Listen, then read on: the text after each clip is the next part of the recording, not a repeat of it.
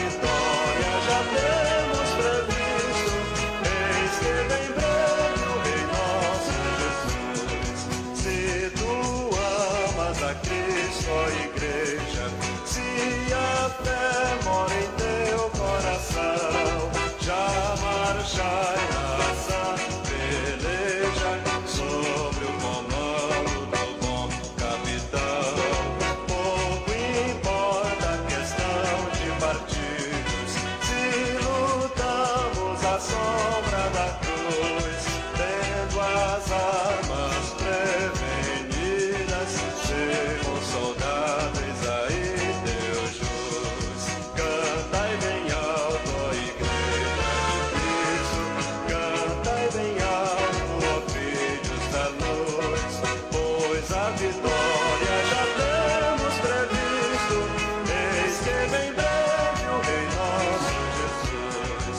E assim a igreja querida, terminando a batalha, irá desfrutar na eterna vida o galardão que Jesus lhe dará.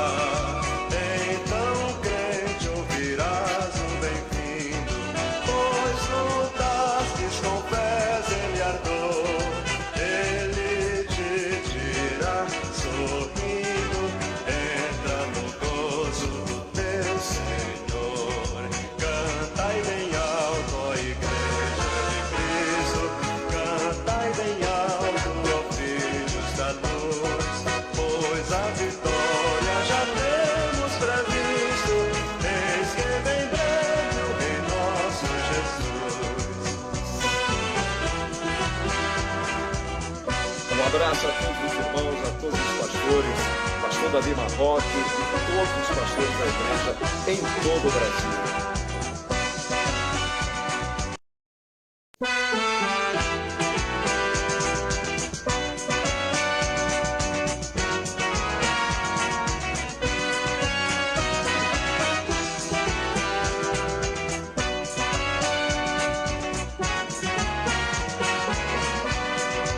A igreja de Cristo no mundo é farol que alumia as nações, revelando amor profundo que salva os homens das vis ilusões.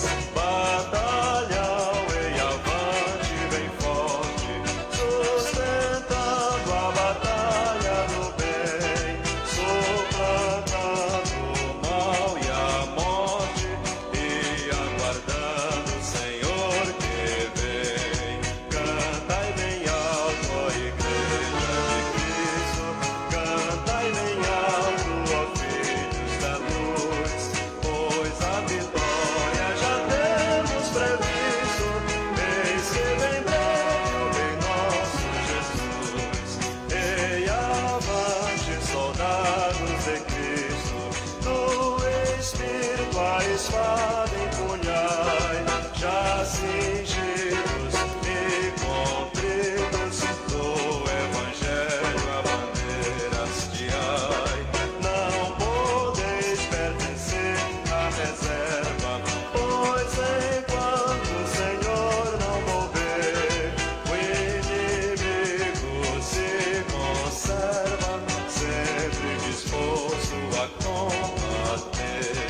Cantai bem alto, ó igreja de Cristo, cantai bem alto, ó filhos da luz, pois a vitória já temos previsto. Eis que vem breve o Rei nosso Jesus. Se tu amas a Cristo, ó igreja, se a fé mora em teu coração, já marchai nessa peleja sobre o comando do bom capitão. Pouco importa a questão de partidos, se lutamos à sombra da cruz, tendo as armas prevenidas, sermos soldados aí Deus jus.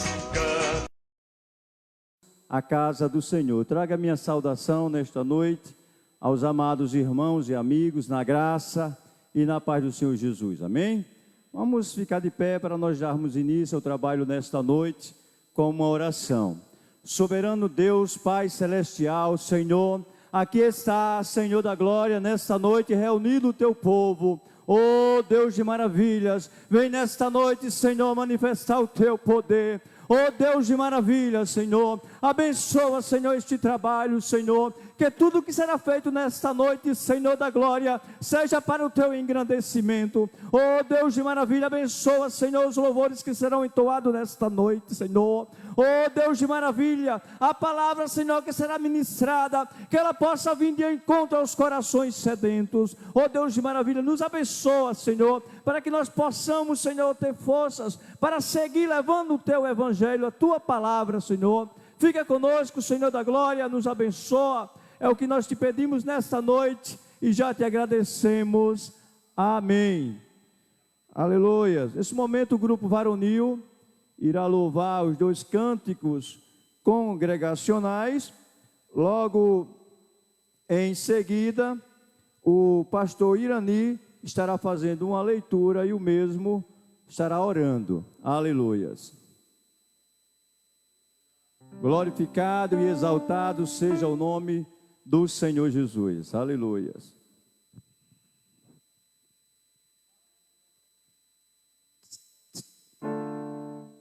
Grupo Varonil, tenho o prazer de saudar a todos em nome de Jesus. Louvado seja Deus. Vamos cantar 2 hinos na harpa cristã, iniciando com o de número 469.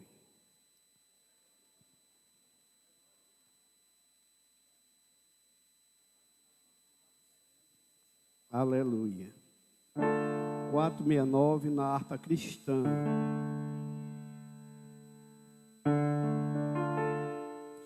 Quando a angelical trombeta neste mundo estrugir,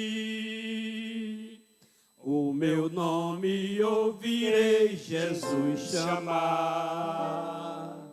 Mas eu creio na promessa e que Deus a vai cumprir. Quando ouvi Jesus meu nome proclamar. Glória, glória, aleluia. O meu nome ouvirei Jesus chamar. Glória, glória, aleluia. Eu espero ouvir Jesus a me chamar. Quando o céu for enrolado e o sol não der mais luz, o meu nome ouvirei Jesus chamar. Passarão a terra e o mar, mas permanecerá Jesus, que meu nome vai na glória pronunciar. Glória, glória, aleluia. O meu nome ouvirei Jesus chamar. Glória, glória, aleluia. Eu espero ouvir Jesus a me chamar.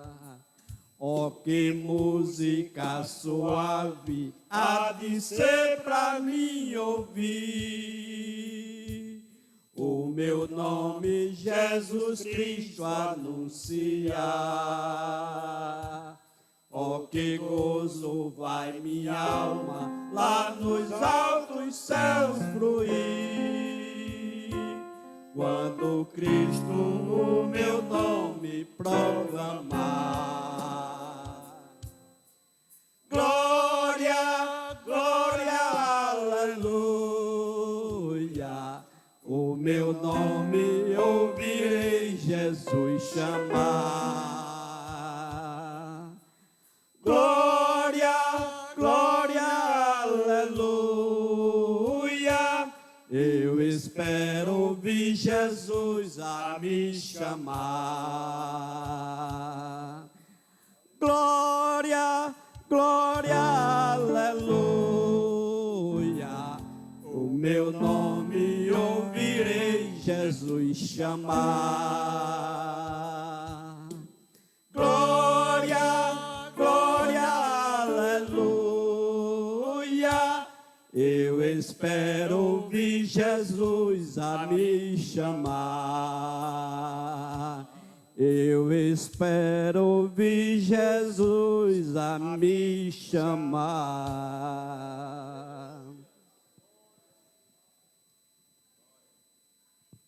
Aleluia. Glórias a Deus. Louvado seja o nome de Jesus. Nós vamos continuar cantando em harpa cristão e de número 525. Vencendo, vem Jesus.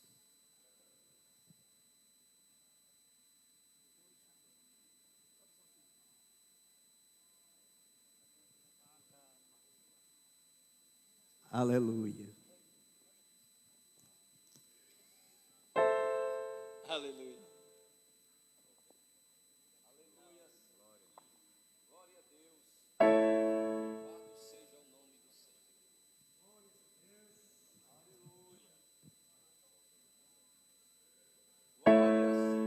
Já refúgio a glória eterna de Jesus, o Rei dos Reis. Breve os reinos deste mundo seguirão as suas leis, os sinais da sua vida, mas se mostram cada vez vencendo bem Jesus. Glória, glória, aleluia. Glória, glória, aleluia. Glória, glória, aleluia. Vencendo bem Jesus. O clarim que chama os crentes, a batalha já soou. Cristo à frente do seu povo, multidões já conquistou. O inimigo em retirada, seu furor já demonstrou. Vencendo bem Jesus. Glória, glória, aleluia. Glória, glória, aleluia. Glória, glória, aleluia. Vencendo bem Jesus. Eis que em glória refulgente sobre as nuvens descerá, e as nações e os reis da terra com poder governará. Se em paz, em santidade, toda a terra regerá, vencendo bem Jesus. Glória, glória, aleluia.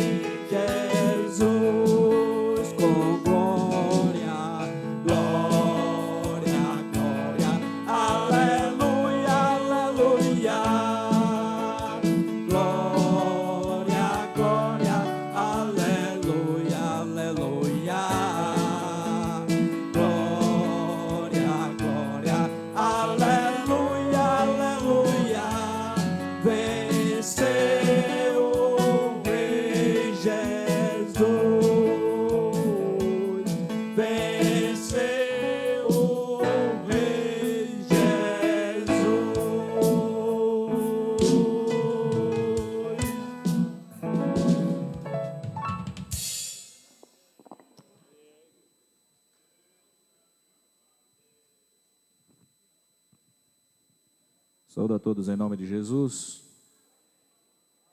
Vamos ficar de pé e abrir a palavra do Senhor na epístola de Tiago, a carta de Tiago, capítulo 3. Tiago, capítulo 3, vizinho a Hebreus.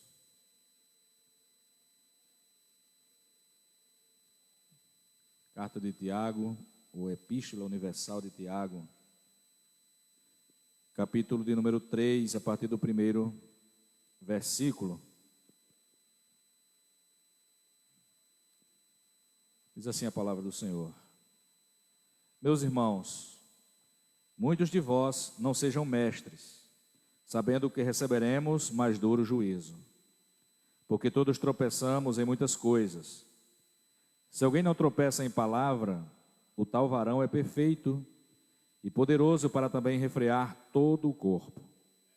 Ora, nós pomos freio nas bocas dos cavalos, para que nos obedeçam, e conseguimos dirigir todo o seu corpo. Vede também as naus que, sendo tão grandes e levadas de impetuosos ventos, se viram com um bem pequeno leme, para onde quer a vontade daquele que as governa.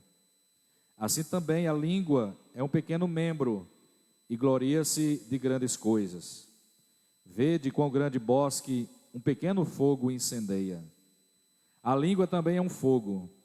Como mundo de iniquidade, a língua está posta entre os nossos membros, e contamina todo o corpo, e inflama o curso da natureza, e é inflamada pelo inferno.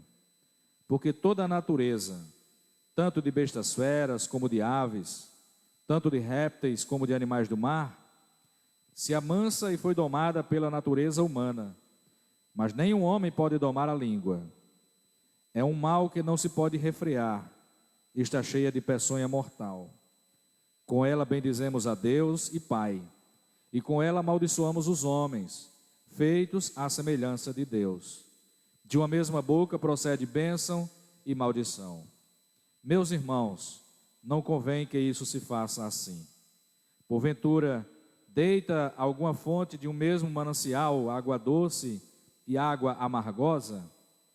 Meus irmãos, pode também a figueira produzir azeitonas, ou a videira figos? Assim, tampouco pode uma fonte dar água salgada e doce. Amém. Ou dar salgada ou doce.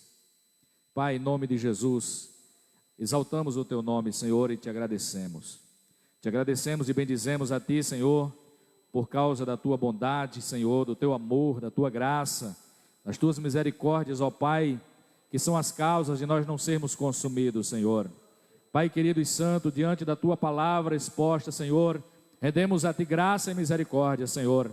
Rendemos a Ti, ó Deus, em nome de Jesus. Apresentamos diante de Ti, Senhor, nosso clamor, ó Deus querido, nosso pedido, Senhor, de que nos ajude, Senhor amado, a vivermos de tal forma que glorifique o Teu nome, Senhor, de que exalte o Teu nome, Senhor, que abençoemos vidas, Senhor, ó Deus amado, Pai querido e santo, no nome de Jesus, que nos apresentemos, ó Pai amado, como servos, como discípulos do Senhor, ó Pai, que estão colocados neste mundo, Senhor, como sal, ó Deus querido, e como luz, ó Pai. Pai bendito e amado, toma-nos em Tuas mãos, Senhor, nos ajuda, nos abençoa, Senhor, de tal forma que venhamos viver para Te agradar, Senhor, para, ó Deus querido, fazer e cumprir a Tua vontade, Senhor, o Teu querer, Senhor, seja, ó Deus querido, o Teu querer, ó Pai amado, em nossas vidas praticado, Senhor, é no nome de Jesus, Senhor, por quem colocamos-nos em Tuas mãos, rogamos a Tua bênção, Senhor, Tua graça, Senhor, e pedimos o perdão para os nossos pecados, Pai, em nome de Jesus, Senhor. Pai querido e santo, toma-nos em Tuas mãos e que nesta noite, Senhor, neste lugar, ó Pai, haja manifestação do Senhor no meio do Teu povo, Senhor, no meio da Tua igreja, Senhor, de tal maneira, Senhor da glória, que saímos deste lugar de maneira diferente. É no nome de Jesus, Pai, porque nós oramos a Ti, Senhor, e no nome de Jesus, o Teu Filho, porque nós já Te agradecemos, hoje e sempre. Amém, Senhor. Amém, Jesus. Glória a Deus. O salmista, no Salmo 138, versos 1, ele escreveu: eu te louvarei, Senhor, de todo o meu coração. Na presença dos deuses, a ti cantarei louvores. Então nós vamos passar para o período de louvores, né? Vamos louvar e exaltar o nome do Senhor. O irmão Adrian tem a oportunidade de trazer a sua oferta de louvor. Logo em seguida, o Vozes de Júbilo também estará ofertando ao Senhor um cântico de adoração. E depois do Vozes, o irmão Luiz Aldenir também estará louvando e exaltando esse Deus maravilhoso que se faz presente no meio de nós, né? Pois sua palavra nos diz que onde estiver 2 ou 3 reunidos em seu nome, ele está no meio. Então não tenha dúvida, o Senhor Jesus se faz presente no meio do seu povo. Aleluias.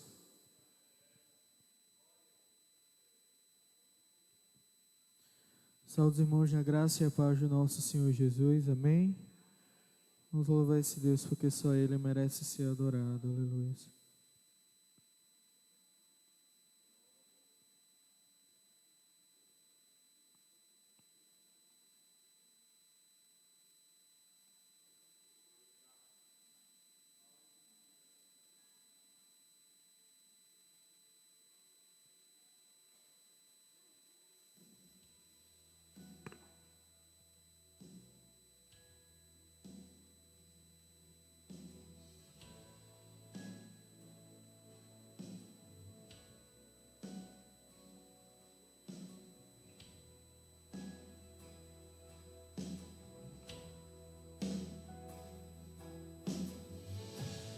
Não entendo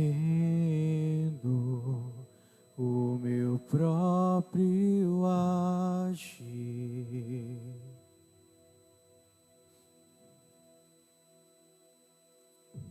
Sinto a graça, o que seria de mim?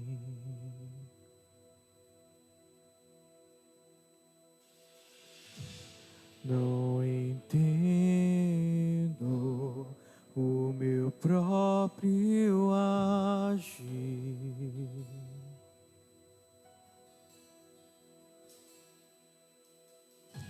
Sinto a graça, o que seria de mim, Deus?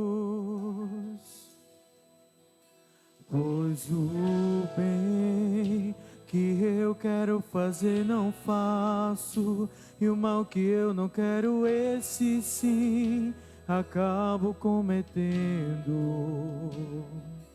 Em meu ser militam carne e espírito, em uma guerra infindável, a qual eu não me rendo. Pois meu corpo já foi vendido como escravo, e não existe bem nenhum em mim, apenas o pecado. Mas eu sei que no tocante ao meu interior, tenho prazer na sua lei. Tu és o meu amado, então liberta-me de mim. Eu quero ser a sua casa. Se você estiver aqui, eu sei, eu venço o pecado. Então enche-me de ti, até que não haja mais espaço. Pois quando eu sou em tua presença, o meu viver é transformado.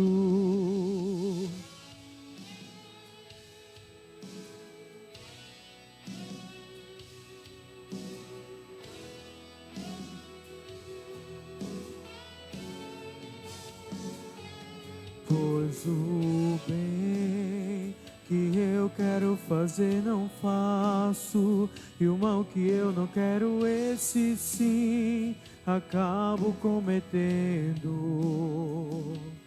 Em meu ser militam carne e espírito, em uma guerra infindável, a qual eu não me rendo. Pois meu meu corpo já foi vendido como escravo e não existe bem nenhum em mim, apenas o pecado. Mas eu sei que no tocante ao meu interior tenho prazer na sua lei. Tu és o meu amado, então liberta-me de mim. Eu quero ser a sua casa. Se você estiver aqui, eu sei, eu venço o pecado. Então enche-me de ti, até que não haja mais espaço. Pois quando eu sou em tua presença, o meu viver é transformado. Eu passo a ser livre para viver a tua bondade. Ao te conhecer, todo o meu ser se enche de bondade e reina o Espírito sobre a carne.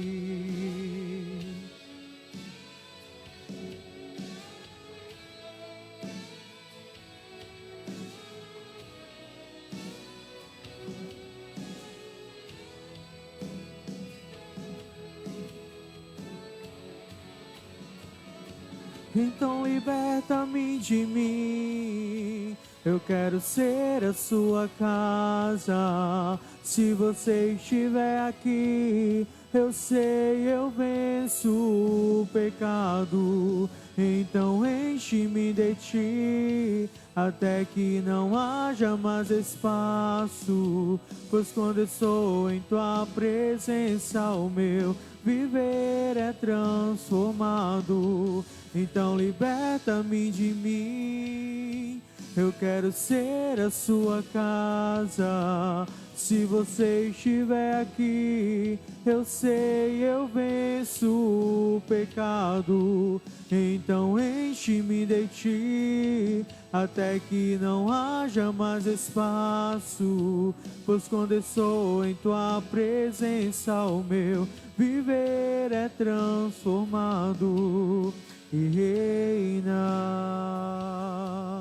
o Espírito sobre a carne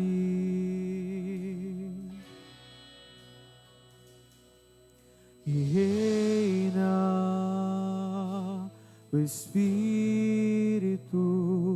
sobre a carne. Amém. Agradeço a minha oportunidade em nome de Jesus.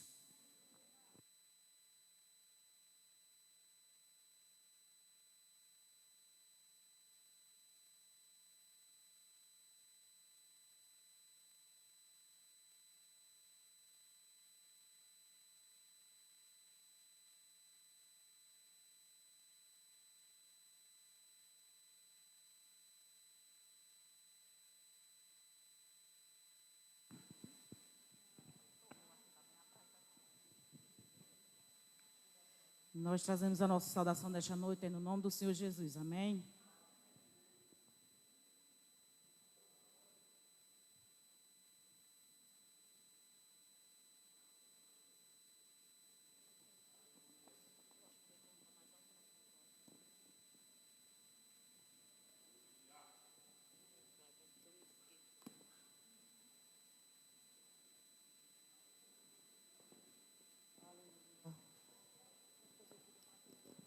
Glórias a Deus. Deus de misericórdia.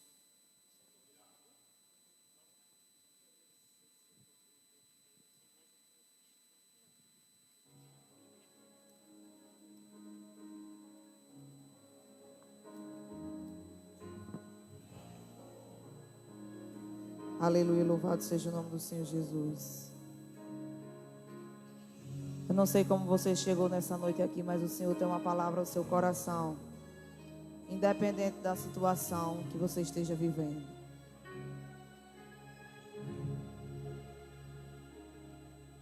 Cortaram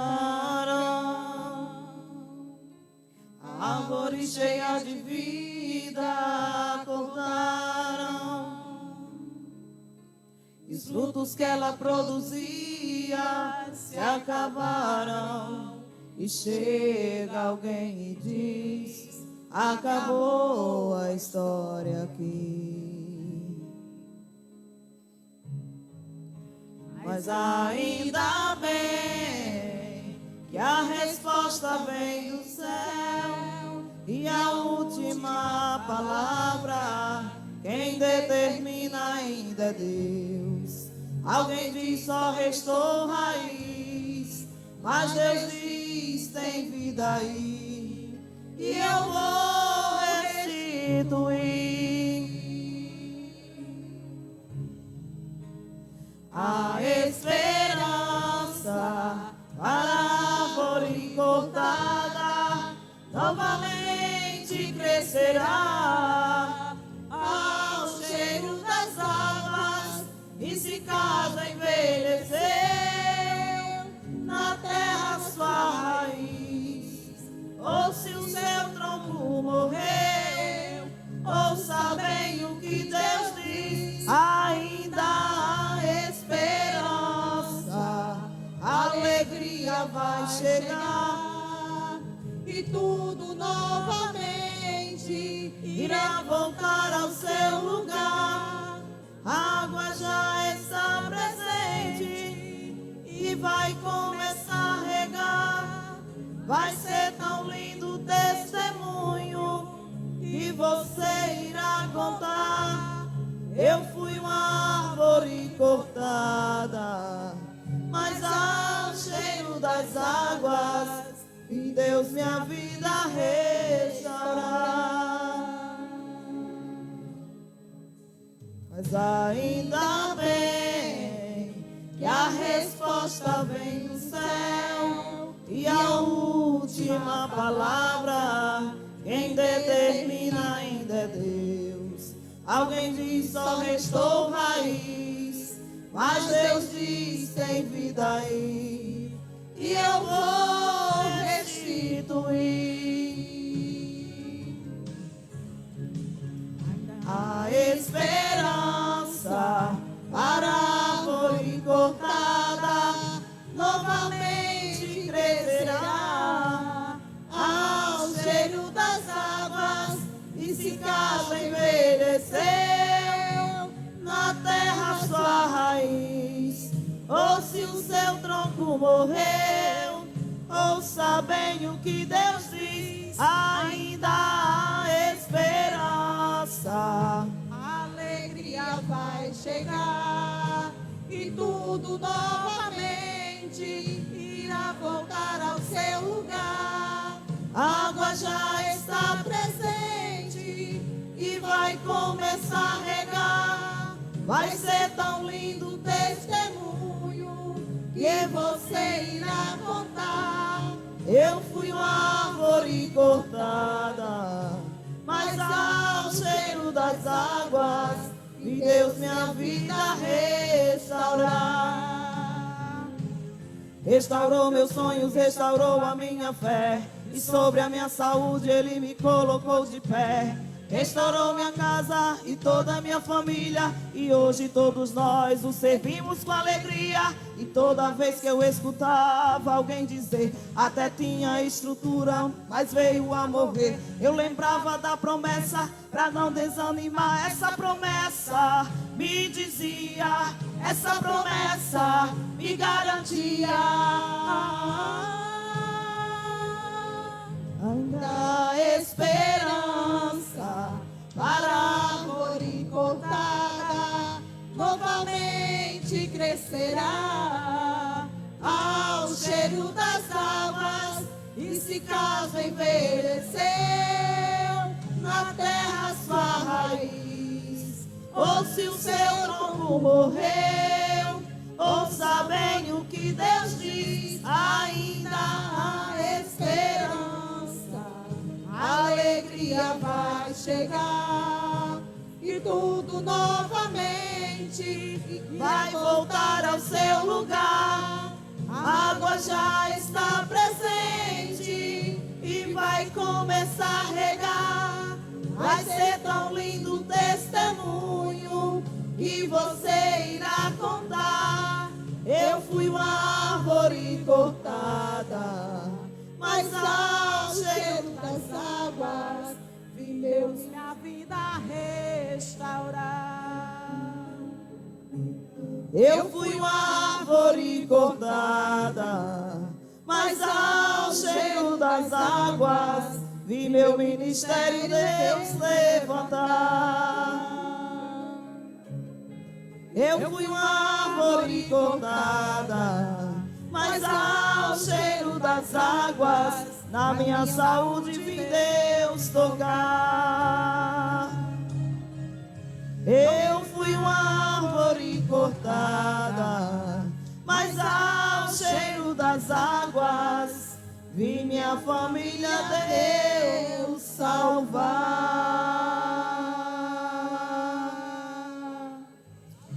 Amém. Com essa palavra enche o seu coração de esperança nessa noite, em nome de Jesus.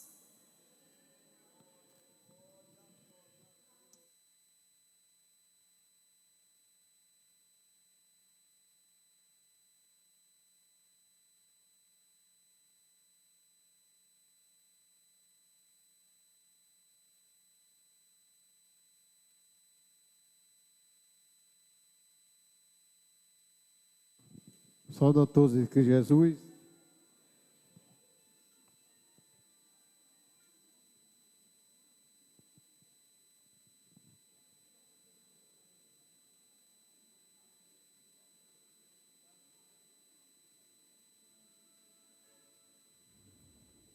Glória a Deus.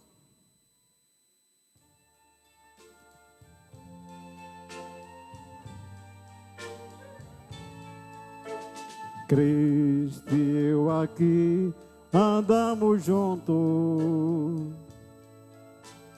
Ele sobre o nada, aqui estou eu.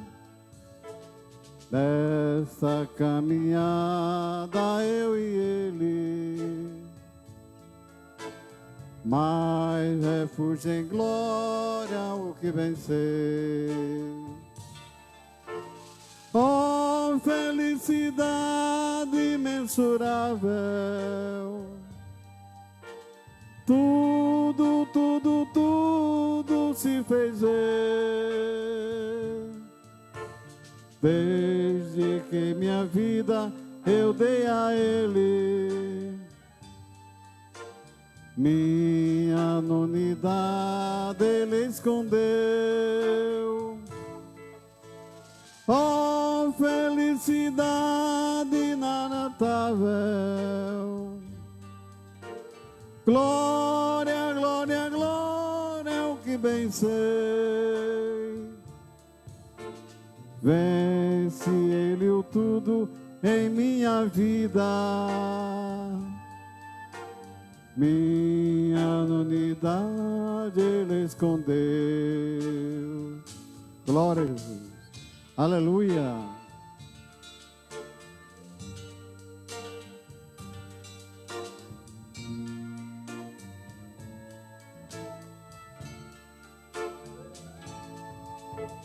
O meu tudo eu sei que não é nada. Ele é o rei e tudo é seu.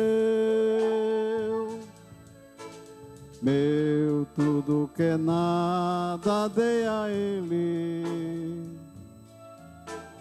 minha nonidade Ele escondeu. Oh, felicidade imensurável, tudo, tudo, tudo se fez ver. Desde que minha vida eu dei a Ele, minha nonidade Ele escondeu. felicidade inabatável. Glória, glória, glória ao que venceu. Vence-lhe o tudo em minha vida. Minha nulidade ele escondeu. Amém, gente.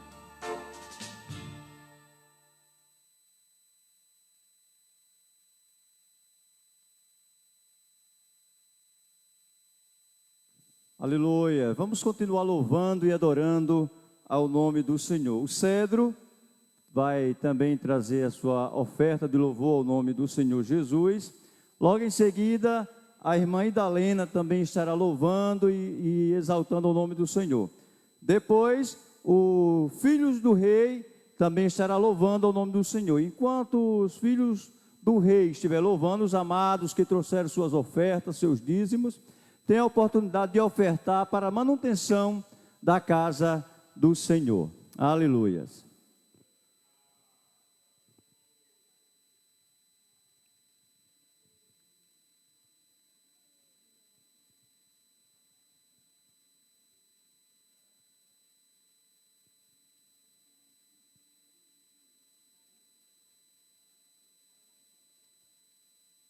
Nós saudamos a amada igreja do nome santo do Senhor Jesus. Amém?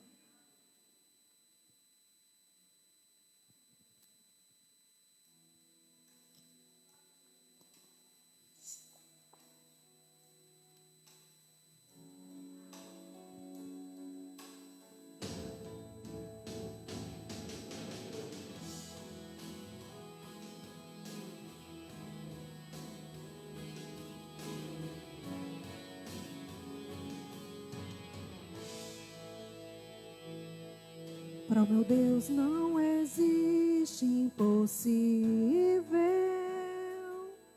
para tudo Ele tem solução.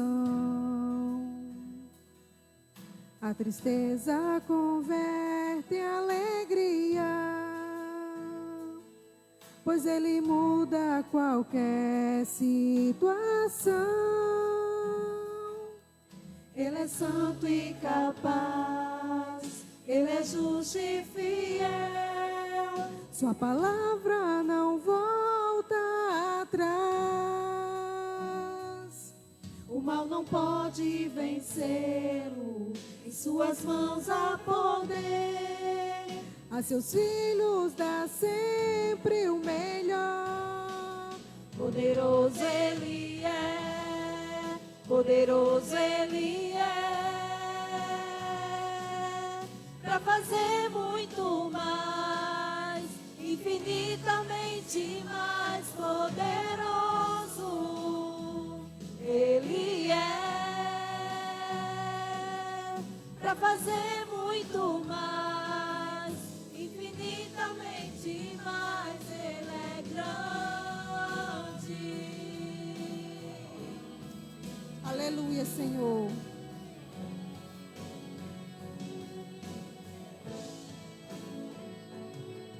Para meu Deus não existe impossível, para tudo Ele tem solução. A tristeza converte em alegria, pois Ele muda qualquer situação. Ele é santo e capaz, Ele é justo e fiel, sua palavra não volta atrás.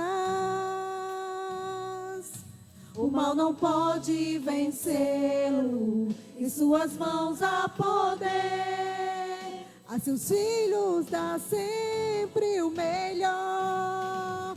Poderoso Ele é, poderoso Ele é,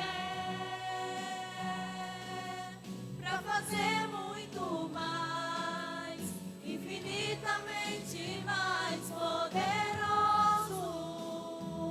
Ele é,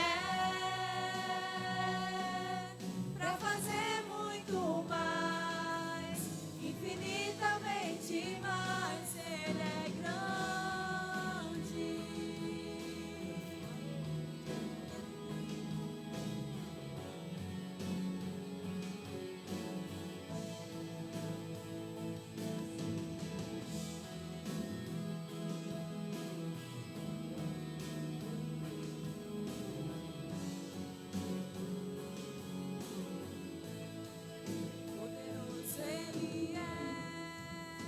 poderoso Ele é,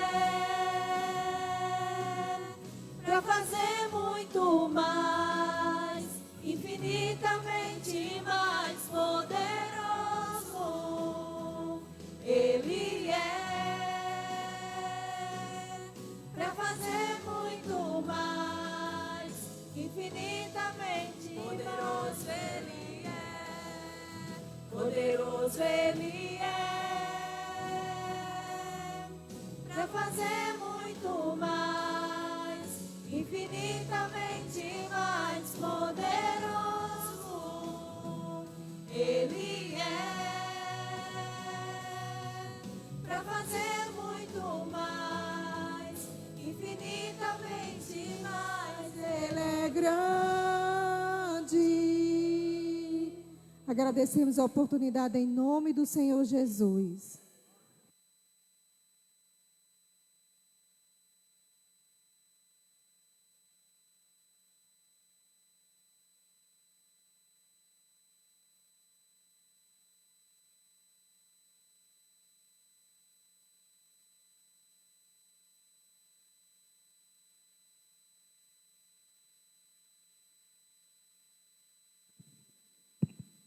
Eu trago minha saudação nesta noite, na graça e na paz do Senhor Jesus Cristo. Amém?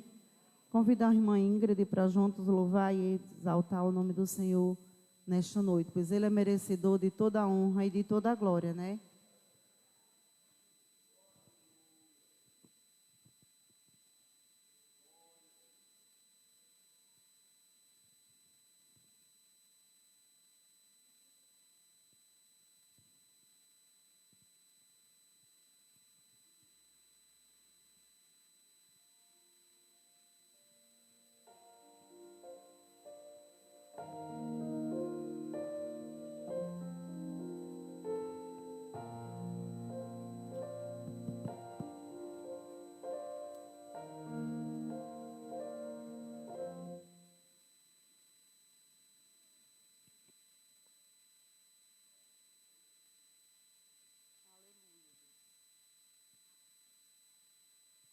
Louvado seja o nome do Senhor, né?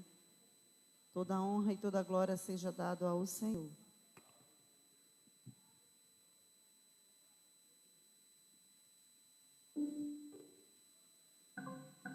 São 7.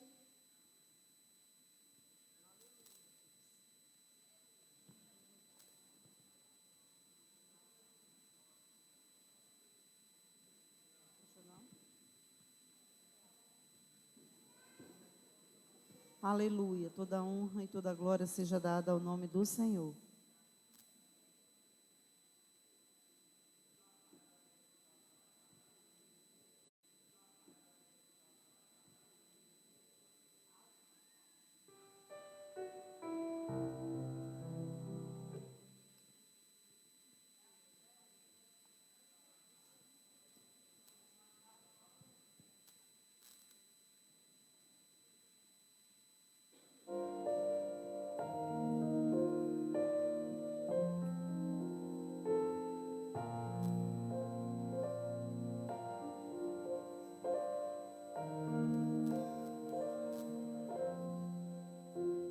De todas as provas que eu já passei, é bem difícil, Senhor, a gente ter que ouvir acusações do vil tentador.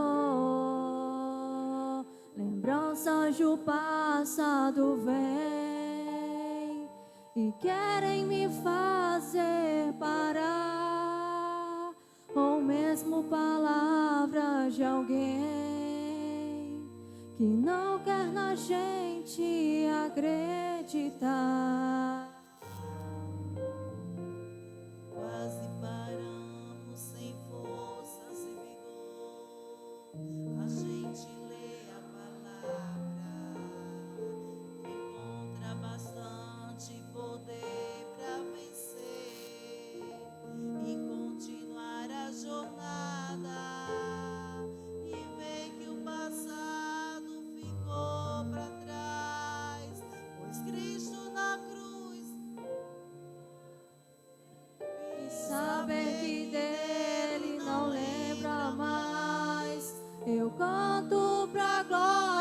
de Deus. Nenhuma condenação há para quem está em ti, Jesus, cuja vida coberta está pelo sangue que desceu na cruz. É certo que provas virão, investida, juviu tentador. Mas nenhuma condenação há Para quem está em ti, querido Senhor.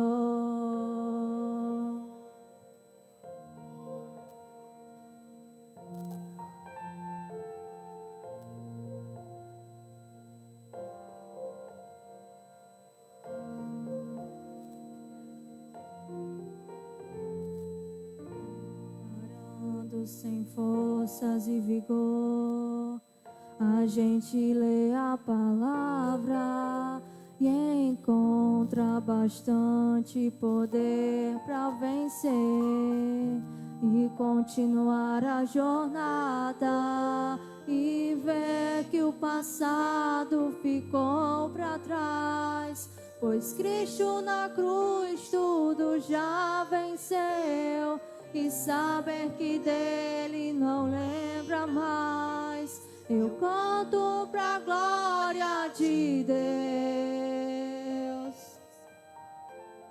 Nenhuma condenação há para quem está em ti, Jesus, cuja vida coberta está pelo sangue que desceu na cruz.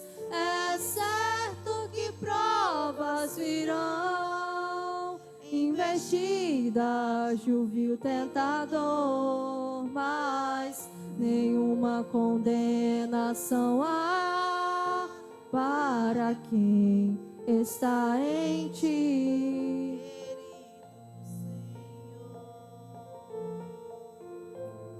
Nenhuma condenação há para quem está em ti, Jesus, cuja vida coberta está pelo sangue que desceu na cruz. É certo que provas virão, investida, juviu tentador, mas nenhuma condenação há para quem está em ti, querido Senhor. Está em ti, Senhor. Nós agradecemos a oportunidade em nome de Jesus.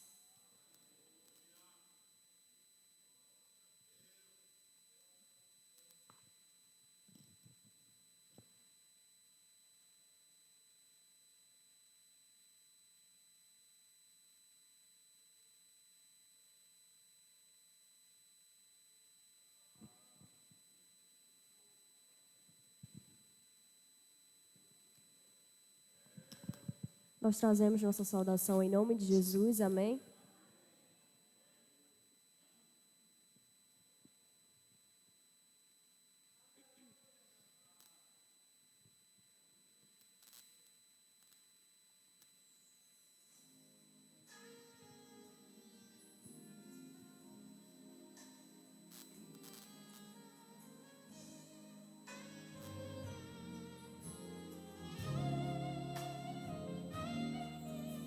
Meu Jesus maravilhoso, és minha inspiração a prosseguir.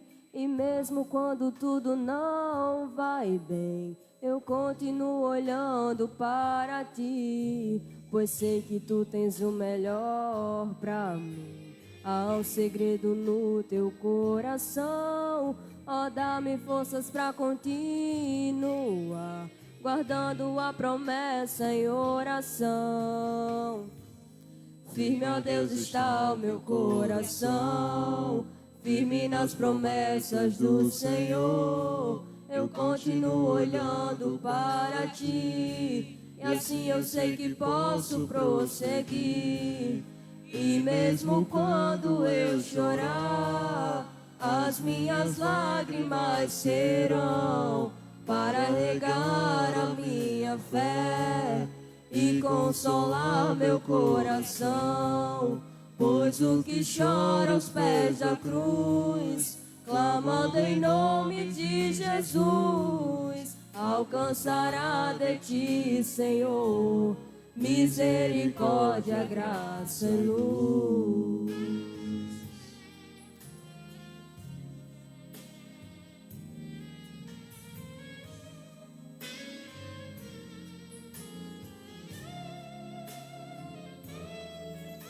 Teu grande amor não cessa, eterno não tem fim.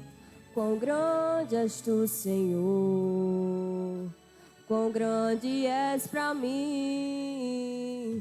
Tua graça é o meu refúgio, descanso no teu poder. Maravilhoso és, maravilhoso és pra mim. Firme, ó Deus, está o meu coração, firme nas promessas do Senhor. Eu continuo olhando para ti, e assim eu sei que posso prosseguir. E mesmo quando eu chorar, as minhas lágrimas serão para regar a minha fé e consolar meu coração. Pois o que chora aos pés da cruz, clamando em nome de Jesus, alcançará de ti, Senhor, misericórdia, graça e luz. E mesmo quando eu chorar, as minhas lágrimas serão para regar a minha fé e consolar meu coração. Pois o que chora aos pés da cruz, clamando em nome de Jesus, alcançará de ti, Senhor, misericórdia, graça e luz. Misericórdia, graça e luz. Misericórdia, graça e luz. Amém. Agradecemos essa oportunidade em nome de Jesus.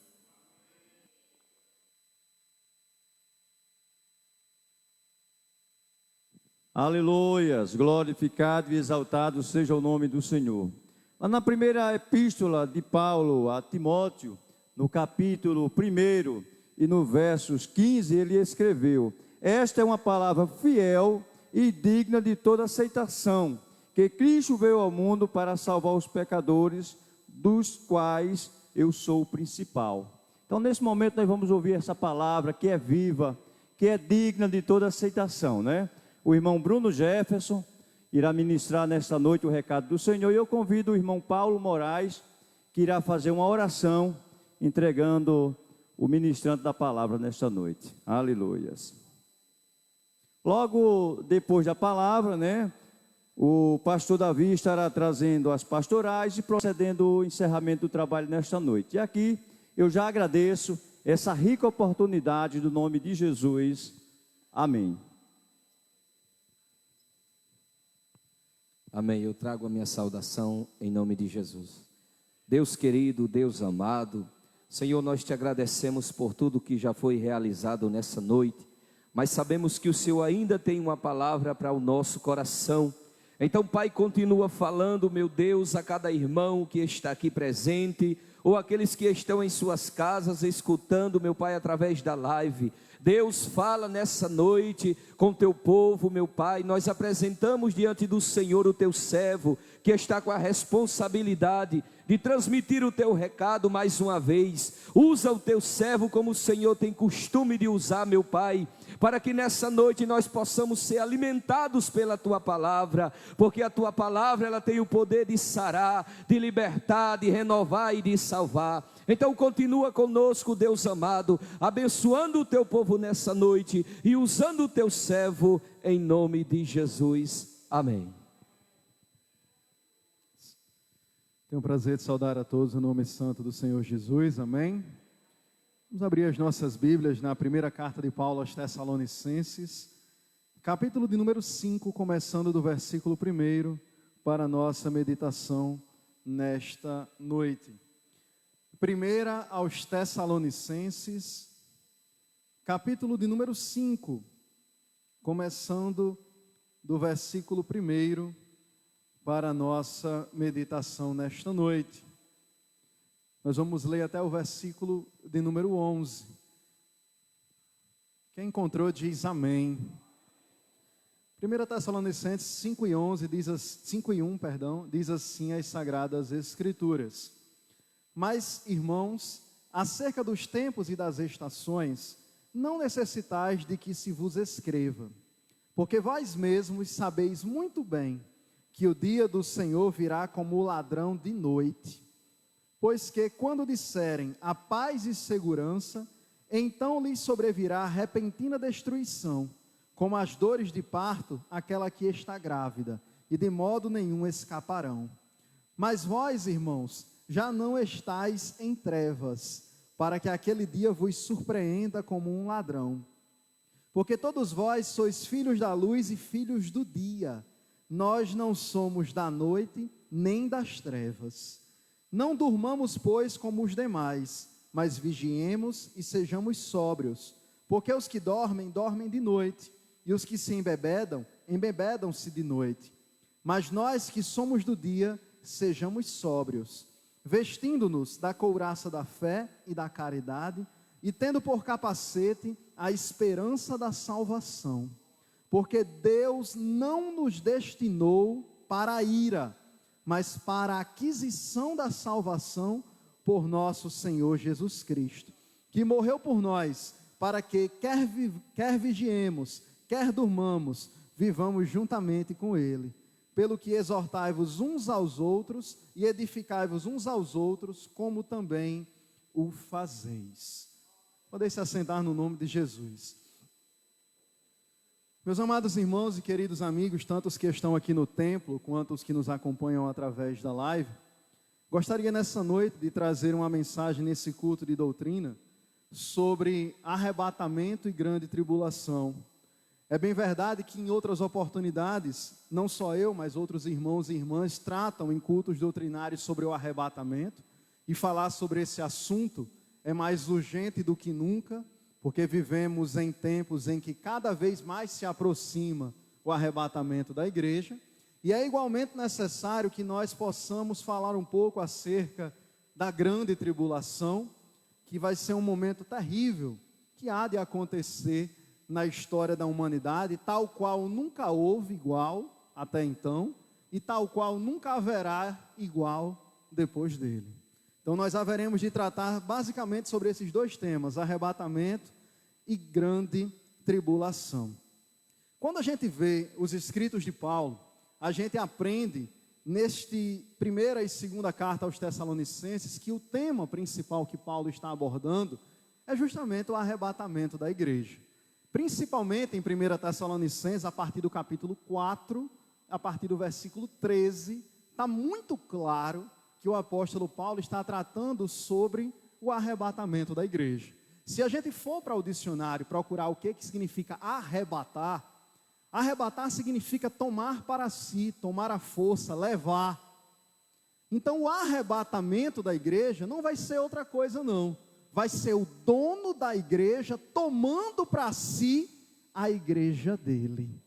Significa que o noivo, isto é, o nosso Senhor e Salvador Jesus Cristo, reunir-se-á com a sua noiva, isto é, a igreja santa, imaculada, cheia do seu Espírito. Então, Paulo, escrevendo aos irmãos, principalmente em 1 Tessalonicenses, estava tendo o cuidado, como um coração pastoral que ele tinha, de tratar da ansiedade que muitos irmãos em Tessalônica estavam se deixando levar, acerca dos tempos, acerca das estações, acerca de quando seria a vinda do nosso Senhor e Salvador Jesus Cristo.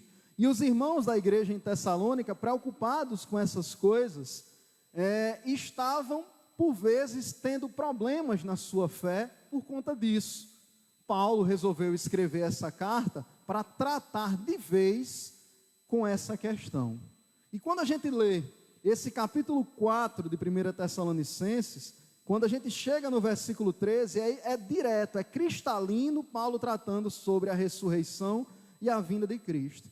E aí ele diz para os irmãos em Tessalônica: olha, eu não quero que vocês sejam ignorantes, vocês não fiquem preocupados acerca daqueles que já dormem. Esse dormem aqui é um eufemismo para aqueles que já morreram em Cristo, porque o crente, o salvo em Jesus, na expressão paulina, é aquele que ao morrer, na realidade, descansou no Senhor, isto é, dormiu, adormeceu. Por isso que ele disse aos irmãos de Tessalônica: não sejam ignorantes acerca daqueles que já dormem, isto é, aqueles que já morreram na esperança da salvação, porque se vocês ficarem preocupados acerca disso, vocês vão se entristecer como aqueles que não têm esperança. Paulo estava lembrando para a igreja em Tessalônica que eles tinham uma esperança viva, uma esperança que é diferente da esperança do mundo. A esperança do mundo, muitas das vezes, está na jovialidade, está no dinheiro, está nos bens materiais, está numa gorda conta bancária. Muitos depositam sua esperança nessas coisas. Mas Paulo estava dizendo: vocês não podem ser como estes, que depositam suas esperanças em coisas passageiras, efêmeras, e que nesse mundo vão ficar. Paulo estava dizendo: vocês têm verdadeira esperança. E você sabe qual é a esperança do crente? É que Jesus vai voltar para arrebatar a sua igreja. E aí Paulo continua no versículo 14 ao 18 de 1 Tessalonicenses 4, tratando acerca da ordem do arrebatamento, porque até no arrebatamento vai ter ordem. Paulo está dizendo que aqueles que creem que Jesus Cristo morreu e ressuscitou, também devem crer que o Pai há de nos ressuscitar aos que estivermos mortos no glorioso dia do arrebatamento da igreja. Então a ordem do arrebatamento vai ser a seguinte: os que morreram em Cristo, os que morreram na esperança da salvação, os que morreram crentes, os que morreram fiéis a Jesus de Nazaré, hão de ressuscitar primeiro. O Senhor vai trazer à vida novamente todos os homens e mulheres que tiverem morrido na esperança da salvação. Nós cremos que Deus Pai é todo poderoso e cremos que assim como Ele ressuscitou Jesus dentre os mortos, há de nos ressuscitar também, se estivermos mortos nesse glorioso dia. Então a ordem é: os que morreram em Cristo ressuscitarão primeiro, e nós, os que estivermos vivos na oportunidade, somente após os mortos terem ressuscitado e terem sido levados, nós, os que estivermos vivos, seremos transformados, isto é, receberemos um corpo glorioso, à semelhança do corpo glorioso de Jesus, e haveremos de, na sequência, também sermos arrebatados. Significa dizer, amados irmãos, que se o Senhor Jesus vier arrebatar a igreja hoje, pode ser que Ele venha hoje. Quem crê assim diz amém. Se Ele vier buscar a gente hoje, irmãos, os que estivermos vivos, nós que estamos vivos, nós iremos na sequência após Ele ter ressuscitado e arrebatado aqueles que estiverem mortos na esperança da salvação. Então, meus amados e queridos irmãos, Paulo disse que nós nos encontraremos com o Senhor nos ares, e isso configurará o arrebatamento da igreja, ou seja, o dono da igreja tomando a sua noiva para estar para sempre com ela no céu de glória. Bendito seja o nome do Senhor. Agora que a gente já definiu o que é arrebatamento, a pergunta que fica é: quando vai acontecer o arrebatamento? Ao longo da história da humanidade, muitos tolos marcaram no calendário datas do arrebatamento da igreja, datas em que o Senhor Jesus viria e tomaria o seu povo para si. Todos os que agendaram dia, mês e ano, sabe-se lá como fizeram essas contas, dizendo que tal dia, mês e ano seria o dia que Jesus voltaria, todos esses erraram miseravelmente. E você sabe por que isso acontece, amados irmãos? Porque o próprio Senhor nos adverte que o dia e a hora ninguém sabe, só o Senhor que está nos céus. Então não adianta a gente ficar atentando para o calendário maia, que dizia que o mundo iria terminar em 2012, e alguns disseram que nesse momento seria o arrebatamento da igreja. Não adianta outros que disseram que seria em 2021, outros predisseram para 2023. Tem previsões com dia, mês e ano, dizendo dia, mês e ano do arrebatamento em 2024. E a gente vê isso todo santo dia. Pessoas tentando adivinhar o que Deus não disse. Olha, meus amados irmãos, quando a Bíblia não tem voz, nós não devemos ter ouvidos. Significa dizer que se a Bíblia não diz o dia, mês e ano, eu não sou louco de tentar adivinhar o dia, mês e o ano. Nós devemos confiar no que as Escrituras falam. Mas uma coisa é certa: o arrebatamento da igreja vai acontecer. Quando ele vai acontecer, eu não sei lhe dizer, mas eu sei que de certeza ele vai acontecer. Porque a palavra de Deus é o próprio Deus tratando conosco, e ele é fiel e poderoso para velar pela sua palavra. Não é homem para que minta, nem filho do homem para que se engane. Não, ele é o Senhor do céu, da terra e manda até debaixo da terra. Então nós temos a plena convicção que ele virá, e nós aguardamos a sua gloriosa volta a qualquer momento. Pois bem, irmãos, já que a gente sabe o que é arrebatamento, relembrou o que era arrebatamento, e defendemos que não sabemos quando ele vai acontecer, só sabemos que ele se aproxima a cada dia mais, nós também devemos entender que há uma discussão muito grande no que diz respeito a quando será o momento do arrebatamento em relação à tribulação. Todos nós sabemos que tribulação é problema, tribulação é sofrimento, tribulação é angústia. E a grande tribulação retratada, sobretudo no livro de Apocalipse, ou livro das Revelações, o último livro da Bíblia, ele é um momento onde vai acontecer intenso sofrimento aqui na terra. João, quando estava exilado na ilha de Patmos, teve essa visão gloriosa do Apocalipse, e ele foi arrebatado em espírito e viu coisas maravilhosas que registrou no livro. E eu dou graças ao meu Senhor Jesus, porque ele registrou, tintim por tintim, aquilo que haveria de acontecer, para que nenhum ser humano nessa terra possa chegar diante do Rei dos Reis e dizer assim: eu não sabia que um negócio desse haveria de acontecer. Porque ele vai dizer assim: a minha palavra estava lá, a minha igreja pregava isso, que haveria de vir um juízo sobre a terra, chamado de grande tribulação. E aí, meus amados irmãos, a grande tribulação vai ser um momento em que, por permissão de Deus, conforme já está escrito, a tríade do mal composta pelo diabo, o anticristo e o falso profeta haverão de ter liberdade para atuar aqui na terra. Você sabe que o diabo em tudo ele quer fazer oposição a Deus. Então, assim como Deus é Pai, Deus é Filho e Deus é Espírito Santo, o diabo também tem a tríade dele. O próprio diabo, o dragão, é o antideus. O anticristo, já está dizendo, é anticristo. E o falso profeta é o anti-Espírito Santo. Então, assim como existe a trindade santa, existe a tríade satânica, que há de atuar em plenitude nos últimos dias.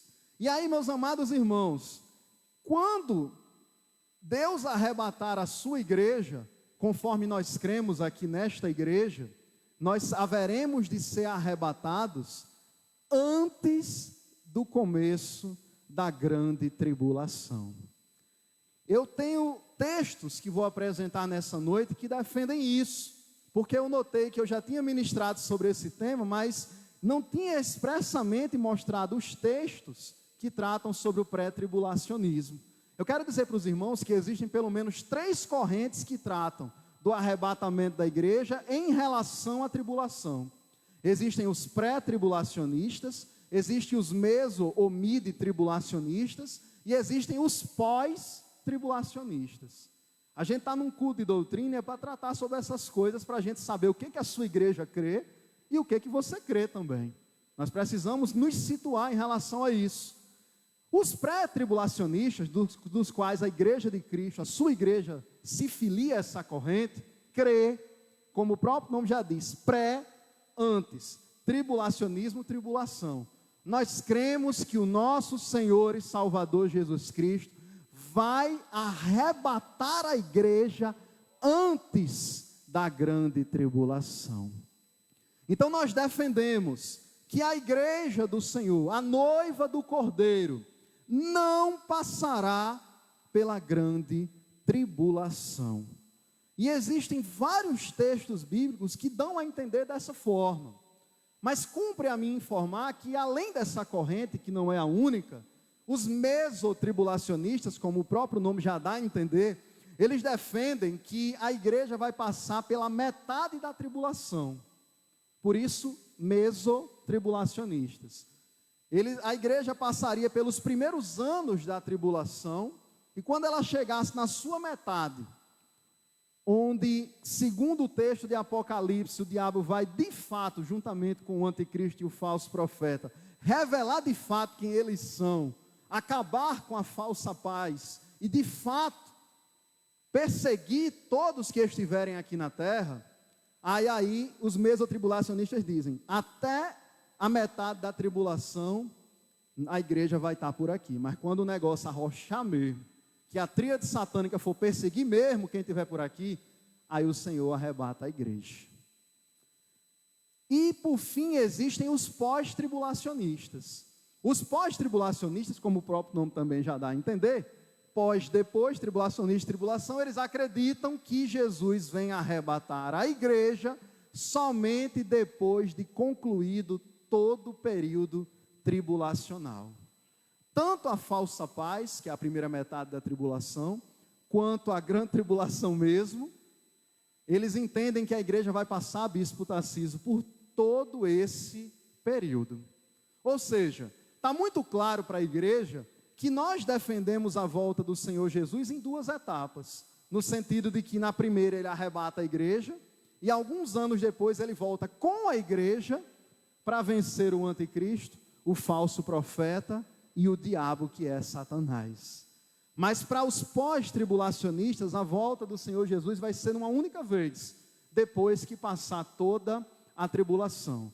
Então, se os irmãos estão entendendo o que eu estou dizendo, está muito claro nas Escrituras que existem textos, e eu tenho humildade para dizer isso para os irmãos, que me parece muito claro, muito cristalino, que de fato a igreja não passará pela grande tribulação. Mas eu não posso omitir que também existem textos nas Escrituras, e isso pode ser objeto de uma outra ministração, no outro culto de doutrina, que dão a entender que o pós-tribulacionismo tem lógica e tem sentido. Existem textos. Me parece que a corrente que é muito complicada de se defender é o mesotribulacionista, os mid-tribulacionistas. É tanto que são poucas as igrejas que se filiam a essa corrente. O entendimento majoritário é dos pré-tribulacionistas, que somos nós, Assembleia de Deus, Igreja Metodista, e diversas igrejas que são, sobretudo, as pentecostais. Os mid-tribulacionistas são pouquíssimas igrejas que têm, são alguns líderes e escritores que entendem dessa forma e levantam suas próprias igrejas e defendem o mid-tribulacionismo. Já o pós-tribulacionismo, várias igrejas de viés calvinista aderem ao pós-tribulacionista, porque eles são pós-tribulacionistas, boa parte deles, e amilenistas, que é assunto para um outro culto de doutrina. Mas eu estou explicando esses termos para dizer para os irmãos o seguinte: tem essas 3 correntes, pré, meso e pós. a sua igreja é pré-tribulacionista. A igreja de Cristo no Brasil defende que nós não passaremos pela grande tribulação. Você pode glorificar a Deus por causa disso? E aí, meus amados irmãos, que textos nós podemos apresentar para defender o pré-tribulacionismo? Antes de apresentar textos, existem ilustrações que costumeiramente são usadas para mostrar como Deus livra, desde sempre, as pessoas e também livrará a sua igreja, nós cremos, de tribulações. Que o diga, por exemplo, Enoque. Enoque é uma ilustração. Enoque, é claro que ele viveu e foi um homem como nós, mas Enoque, registrado em Gênesis, é uma ilustração de que, como ele nem da morte provou e Deus o trasladou para si, isso mostra que Deus, querendo, pode poupar alguém do seu juízo. Enoque foi trasladado porque andava com Deus. Ele vivia aqui na terra como se já estivesse no céu. E Deus disse: chegue, meu filho, venha logo morar aqui comigo. Na Bíblia tem 2 homens que não morreram e que foram trasladados, foram arrebatados vivos. Um deles foi Enoque, que eu acabei de citar, e o outro foi Elias, que também o profeta Elias foi levado ao céu num redemoinho e não provou da morte também. Então Enoque e Elias são figuras que servem para ilustrar que Deus, querendo, pode nos livrar da ira vindoura, inclusive da morte. Um outro exemplo que a gente vê claramente da Bíblia de ilustração de como Deus pode poupar da ira vindoura é o caso de Noé. Noé, os seus 3 filhos, as suas 3 noras e a esposa de Noé, obviamente, esses 8 escaparam da ira vindoura. Deus disse a Noé como construir uma arca. O segredo da vitória de Noé foi ter feito do jeito que Deus mandou. Se Deus disse X côvados de altura, ele botou X côvados de altura. Se Deus disse Y de largura, ele fez do jeito que Deus mandou. É tanto que quando ele terminou de fazer a arca, que Deus colocou todo mundo para dentro, foi Deus quem fechou a porta do lado de fora. E aí, quando Deus fechou a porta do lado de fora, não tem quem abra a não ser Ele. Oh, glória! E aí veio as águas do dilúvio, só escapou quem estava na arca.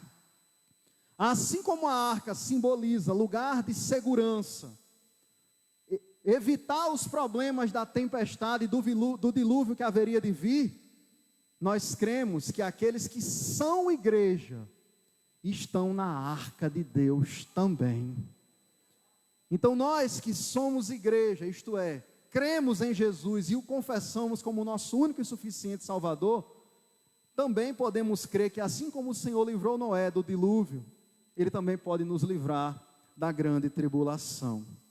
Eu lembro de uma outra ilustração, antes da gente entrar nos textos, que foi quando Deus somente derramou o seu juízo lá no Mar Vermelho, quando o povo de Deus estava saindo do Egito. Os irmãos vão lembrar no texto de Gênesis, que Faraó depois veio atrás com seus carros, com seus cavaleiros, obrigado minha amada, e foi atrás do povo de Deus.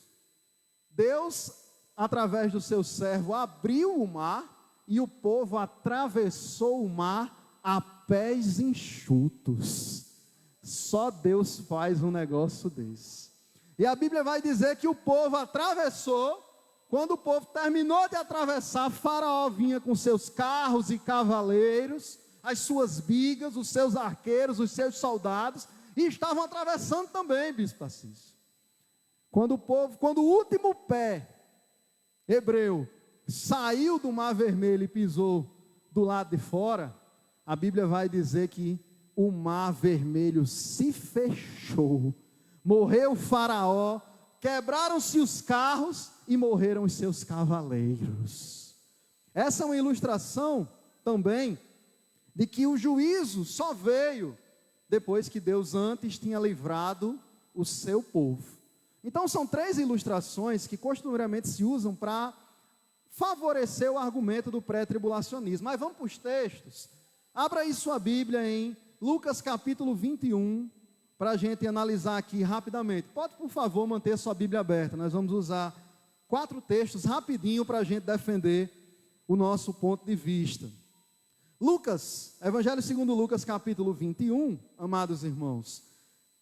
Enquanto os irmãos vão abrindo, Lucas começa falando da oferta da viúva pobre, a oferta que agradou a Jesus, né? Depois, Lucas registra o sermão profético de Jesus. Quando você olha Lucas 21, do 5 ao 19, Lucas está registrando o que ele chamou de princípio das dores, isto é, os sinais que haveriam de acontecer antes de Jesus vir arrebatar a igreja. Esse mesmo texto de Lucas 21, do 5 ao 19, você também pode encontrar, por exemplo, em Mateus capítulo 24, quando tem todos os sinais que Jesus disse que haveriam de acontecer quando ele viesse arrebatar a igreja. Não é objeto da mensagem de hoje, mas basicamente seria que muitos viriam em nome do Senhor e enganariam a muitos, haveriam enganadores e enganados, haveria fome, pestes, guerras e rumores de guerras, como nunca houve, né? Muitos apostatariam da fé, por se multiplicar a iniquidade, o amor de muitos esfriaria. Então Lucas, assim como Mateus, Lucas nesse capítulo 21 e Mateus no capítulo 24, registram esse princípio das dores. Pois bem, do versículo 20 até o versículo 24, são palavras de Jesus claramente falando sobre a grande tribulação.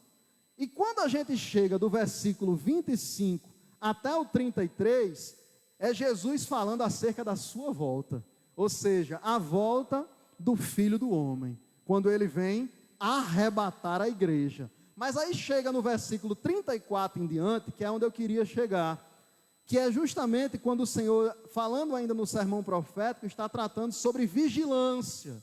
E quando você está no versículo 36 de Lucas 21, diz assim a palavra do Senhor, palavras de Jesus: vigiai, pois, em todo o tempo, orando, para que sejais havidos por dignos de evitar todas essas coisas que hão de acontecer e de estar de pé, em pé diante do Filho do Homem.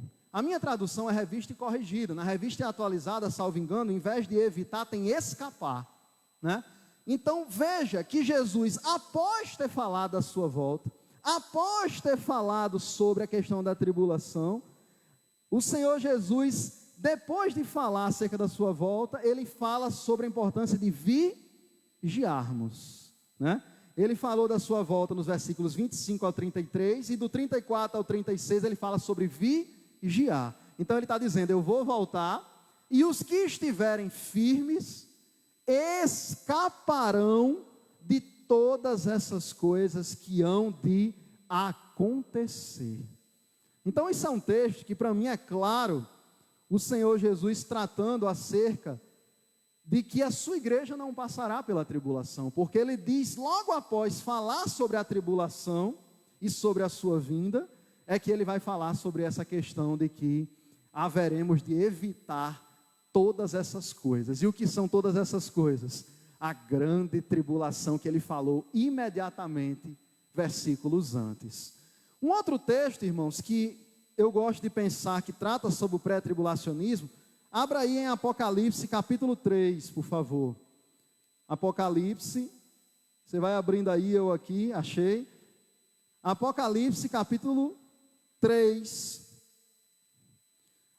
Apocalipse capítulo 3 está no meio daquelas cartas às igrejas da Ásia, certo? A partir do versículo 7 é a carta à igreja em Filadélfia. Quando a gente chega no versículo 8, o Senhor diz assim, Apocalipse 3 e 8, falando para a igreja em Filadélfia: eu sei as tuas obras, eis que diante de ti pus uma porta aberta, ninguém pode a fechar. Tendo pouca força, guardaste a minha palavra e não negaste o meu nome. Eis que eu farei aos da sinagoga de Satanás, aos que se dizem judeus e não são, mas mentem. Eis que eu farei que venham e adorem prostrados a teus pés e saibam que eu te amo. Aí olha o versículo 10. Como guardaste a palavra da minha paciência, também eu te guardarei da hora da tentação que há de vir sobre todo o mundo, para tentar os que habitam na terra. Eis que venho sem demora, guarda o que tens, para que ninguém tome a sua coroa. Esse versículo 10, alguém pode dizer assim: mas o Senhor está falando especificamente à igreja de Filadélfia, que guardaria ela da hora da tentação. Porque que tentação seria essa? Que a igreja de Filadélfia ainda não teria passado, porque a tribulação ainda de fato não aconteceu. Essa palavra é profética. E eu sei que essa palavra se aplica a todos nós, porque quando eu vou no versículo 13, diz assim: quem tem ouvidos ouça o que o Espírito diz às igrejas. Então não é só aplicável à igreja da Filadélfia, mas ele manda que quem tem ouvidos ouça o que ele está dizendo às igrejas. No mesmo capítulo, no versículo 22, tem a mesma coisa. Quem tem ouvidos ouça o que o Espírito diz às igrejas. Então a palavra Filadélfia aplica-se às igrejas também. Se nós, mesmo tendo pouca força, não negarmos o nome do Senhor, Ele também nos guardará da hora da tentação que há de vir sobre todo mundo para tentar os que habitam na terra. Louvado seja o nome do Senhor. Agora, irmãos, para concluir, 1 Tessalonicenses, capítulo 1. Abra aí sua Bíblia em 1 Tessalonicenses, capítulo 1. 1 Tessalonicenses, capítulo 1, versículo 10, fala que Jesus é quem pode nos livrar. Oh, glória! Está escrito, 1 Tessalonicenses 1:10, e esperar dos céus a seu Filho, a quem ressuscitou dos mortos, a saber, Jesus, que nos livra da ira futura. Paulo estava aqui introduzindo a primeira carta aos Tessalonicenses, que sabidamente, como a gente já viu no capítulo 4 e no 5, trata sobre arrebatamento.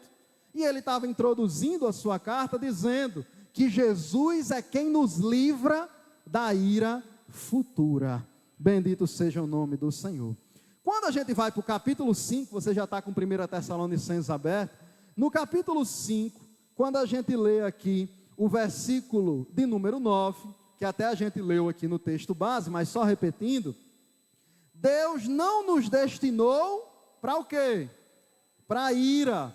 Mas para o que Deus nos destinou?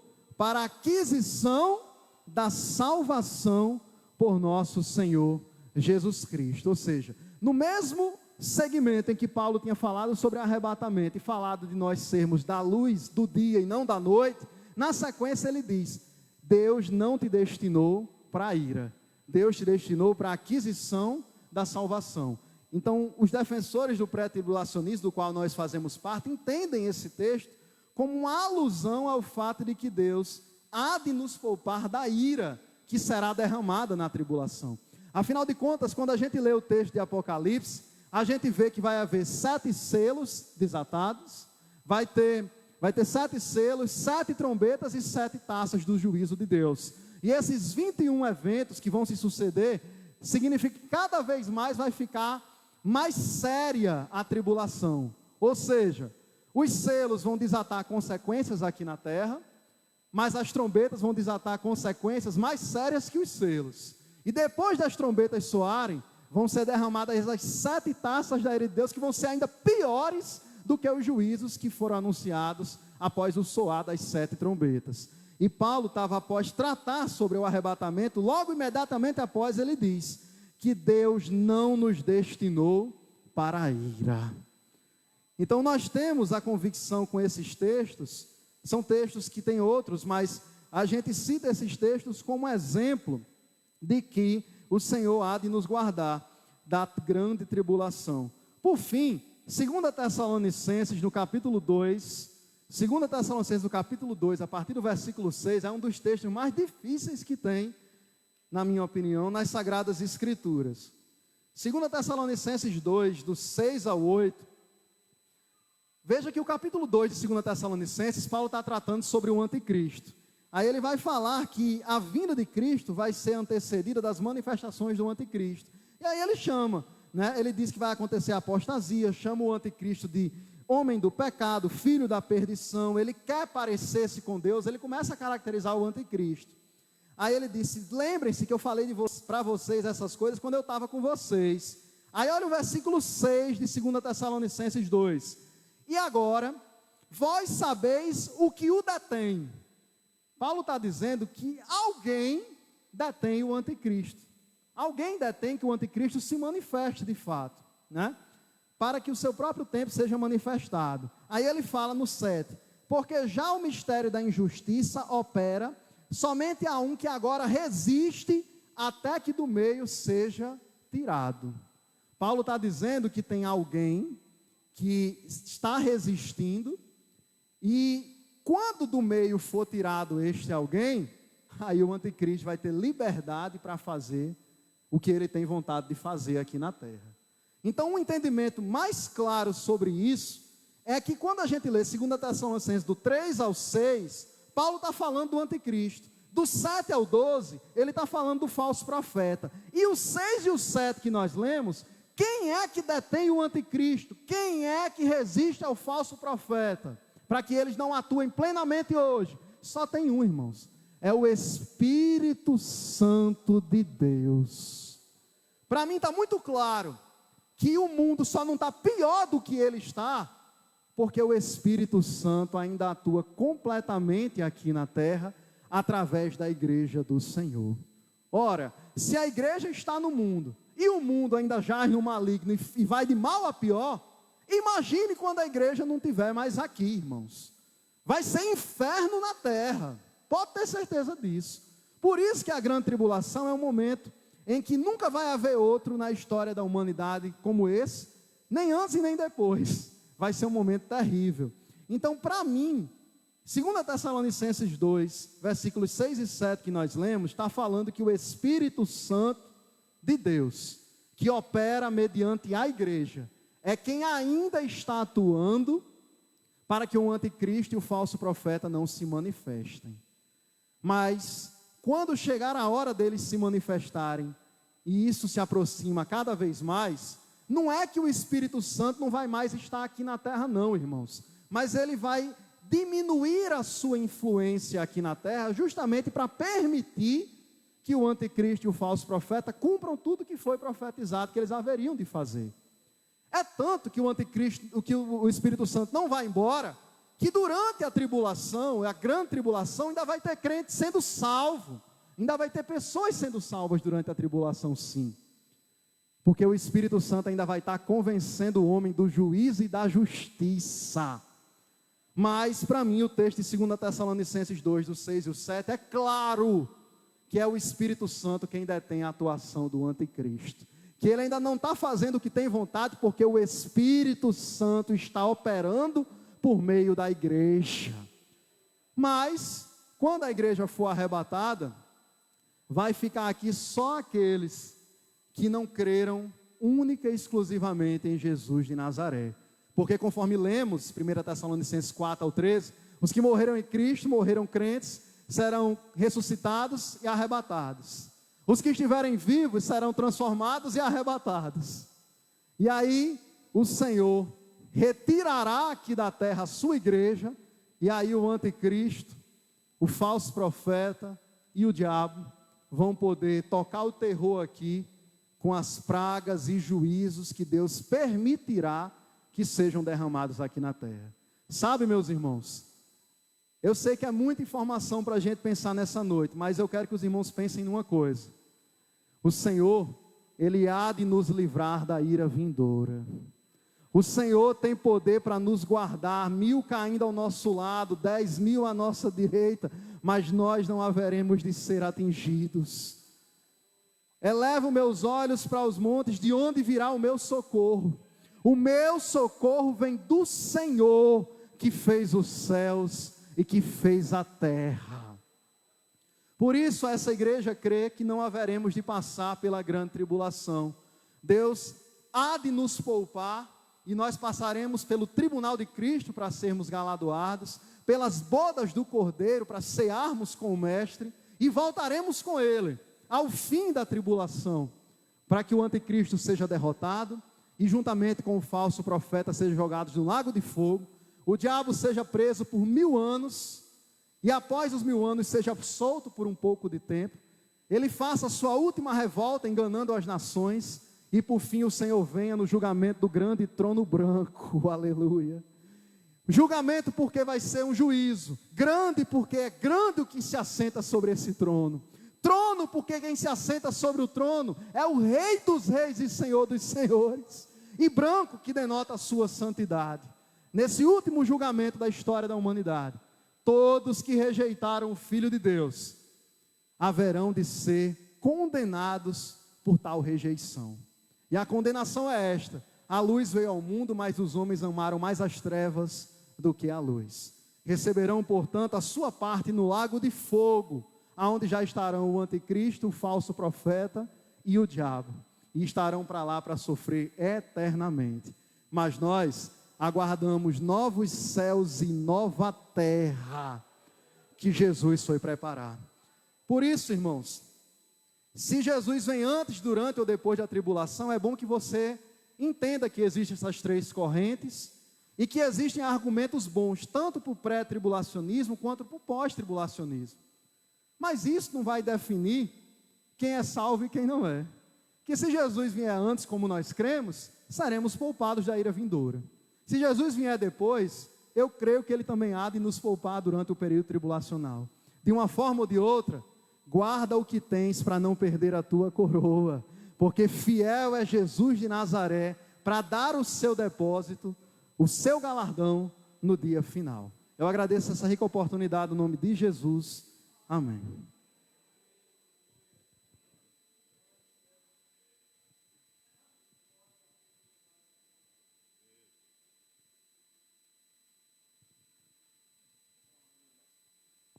Graças ao nome do Senhor por causa da sua benignidade em tudo quanto Ele realiza.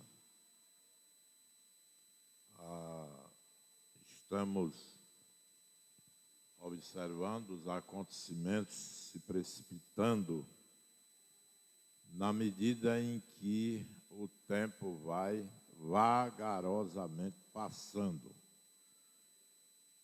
E esses acontecimentos apontam para o início do desenrolar de todas essas manifestações do reino de Deus, e o primeiro deles será o arrebatamento da igreja.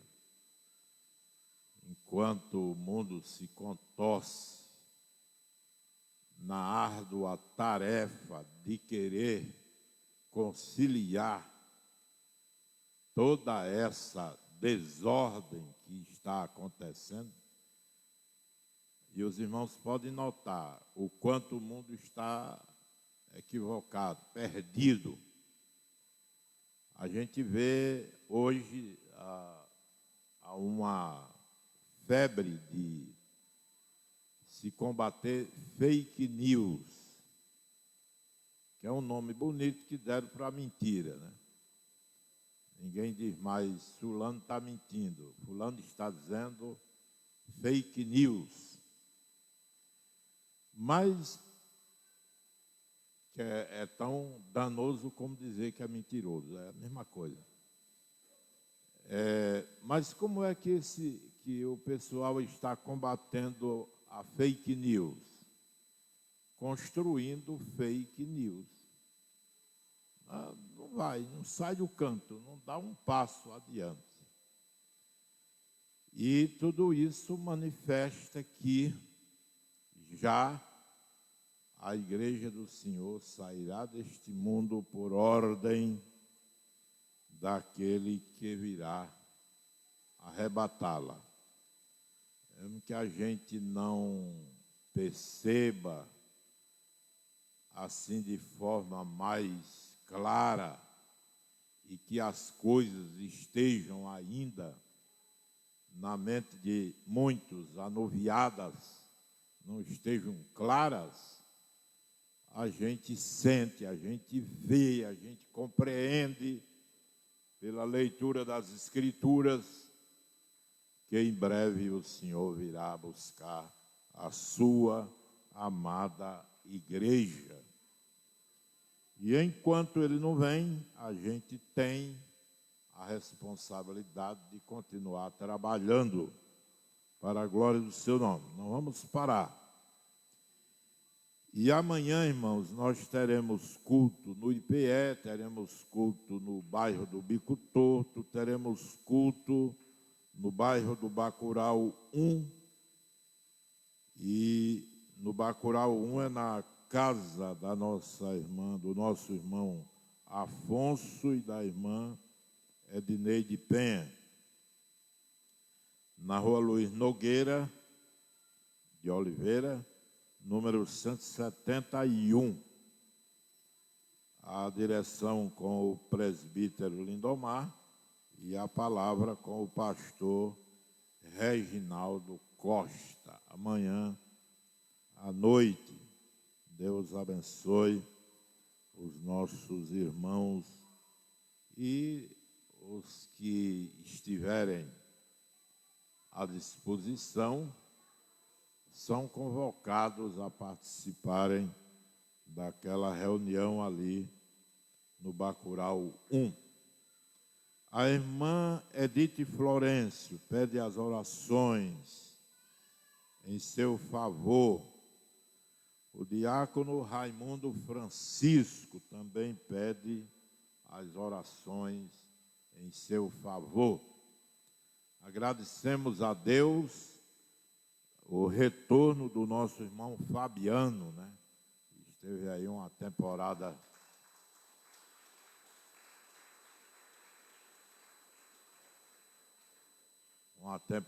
aí se recuperando.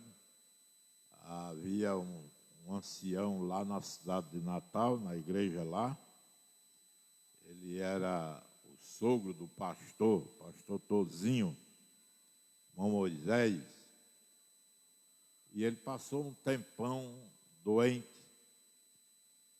E depois ele disse, irmãos, ele dizia sempre à igreja, eu estava, era de regalia, apesar da doença, mas a doença me deu a oportunidade de viver experiências que de outro jeito a gente não teria. Às vezes a enfermidade nos promove isso. Eu passei alguns dias, como os irmãos sabem, curtindo uma erisipela. É uma riqueza uma erisipela. Quem já teve. E eu não podia dormir. Dormia hora nenhuma. Muito menos à noite. Porque à noite eu pendurava a perna para ajudar na circulação, dizem que é bom, e eu pendurava a perna. Nos primeiros momentos você até que pensa que vai, mas quando começa a cansar, não tem bom não, você não tem para onde ir. E durante aquelas noites acordadas, eu tive a oportunidade de conhecer algumas coisas que eu não conhecia ainda, acerca de mim mesmo e acerca de Deus. Pois é, uma riqueza. Erisipela é ruim, mas não é essas coisas todas, não.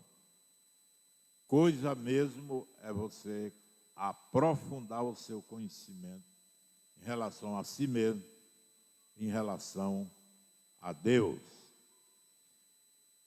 E se eu não tivesse a perna pendurada no pé da parede, eu jamais teria passado pelas experiências que eu passei. Que eu estaria dormindo a noite toda, é mais difícil. Deus abençoe o nosso irmão, sua volta, sadio, né? Com saúde, e agradecemos a Deus pela vitória. E está conosco o nosso irmão Daniel, mais uma vez. Onde é que está o Daniel? É um que é jogador, né? Lá está. Deus abençoe, meu irmão. Volte sempre quando desejar. Aqui é a casa de Deus. Vamos ficar de pé. A gente agradece também aos demais irmãos e irmãs que nos visitam, os amigos. Deus abençoe a todos por causa da sua benignidade. Vamos convidar o pastor Moisés para orar e o pastor Irani para impetrar a bênção apostólica. Hoje é o contrário, né? Vamos agradecer ao Senhor por esses momentos preciosos e maravilhosos. Eu saúdo a todos nessa noite, no nome de Jesus, amém. Vamos orar, agradecendo a Deus pelas bênçãos que Ele tem nos concedido, que Ele é fiel e misericordioso. Senhor, nosso Deus, Pai Celestial, nós te louvamos nesta noite, Senhor. Nós te agradecemos por tudo que foi feito, Senhor, e realizado neste lugar, pela tua presença, Senhor, e pela tua palavra que foi ministrada. Abençoa a tua igreja, Senhor, que sempre reúne aqui neste lugar. Abençoa esta cidade, abençoa as atividades que serão realizadas amanhã, Senhor. Que o Senhor derrame do teu poder e da tua graça na vida do teu povo. E abençoa os obreiros, abençoe o pastor Davi, Senhor, que coordena esta igreja. Dá ele da tua graça, da tua unção e sabedoria, Senhor, sempre.